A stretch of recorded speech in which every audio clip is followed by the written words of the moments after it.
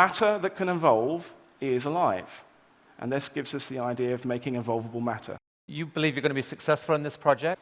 Once we've set up the right chemistry. Let's see what's involved in that. Here's page 1. Here's all the things that he had to do, and he had to have all these pieces of equipment. Dave, you never looked here, did you? You had to click on the supplemental data and get this. So to a solution of para-nitrobenzoyl chloride. Where do you get that? He bought it. Page 7, you're starting with alkynes and dihexane and N-butyllithium on an early Earth. Oh, that's really early Earth relevant. Page 8, are we done? Are we done yet, Lee? Page 9, no, we're still not done. No, we're just going on and on.